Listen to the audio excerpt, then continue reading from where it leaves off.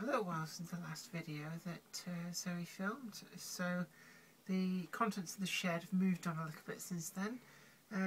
We've got a lot more done.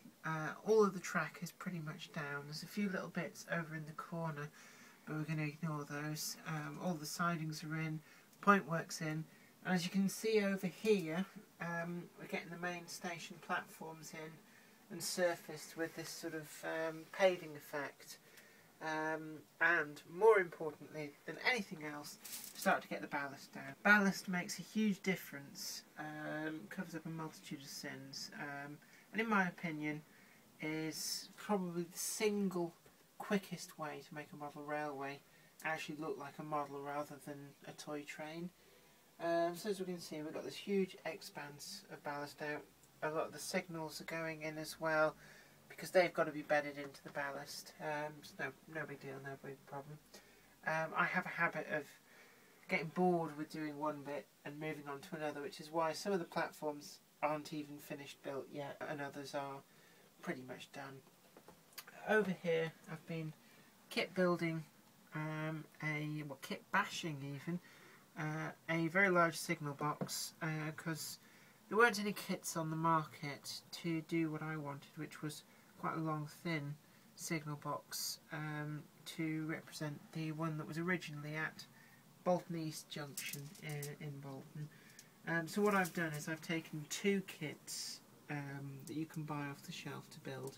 They're like a card kit, and I've built them and stuck them together. It's a little bit more complicated than just sticking them together, but yeah, it's roughly how it goes, and that gets me my big signal box there.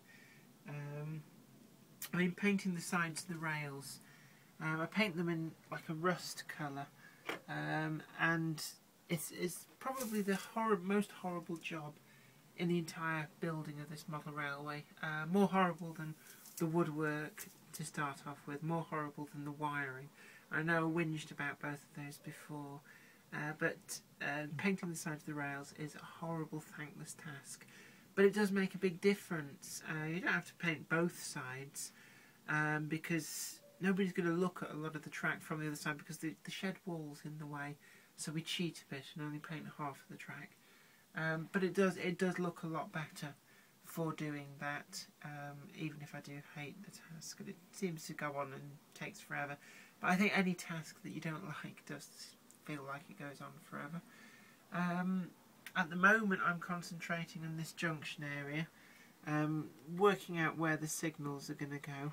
These are non-working ones. There's no way of realistically motorising those, so they stay posed in one position. There are, however, other signals which are motorised to some extent. You pull a lever and a very long piece of string then makes them actually work, as you can see there. They're also to go in. There's a few other non-motorised and semi-motorised. This one, the main semaphore arm is motorised in inverted commas, but the shunt signal isn't. It would just be too fiddly to be able to get that to work. And that's really about it. I've had the urge to run my trains. Shall we see if we can get something running? Let's see.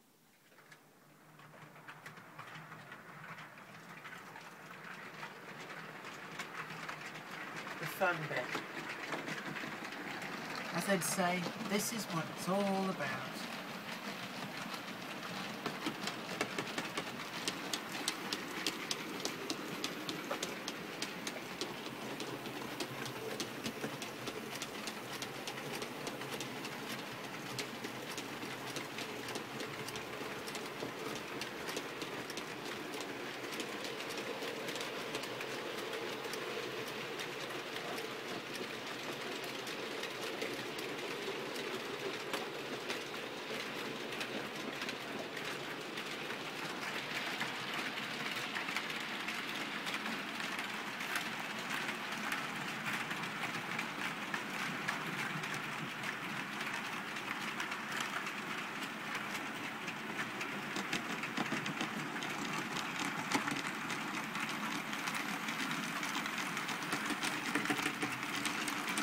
Is it my imagination, or is one of the trains going slightly faster than the other? It's not your imagination, it is. They can go at any speed we like.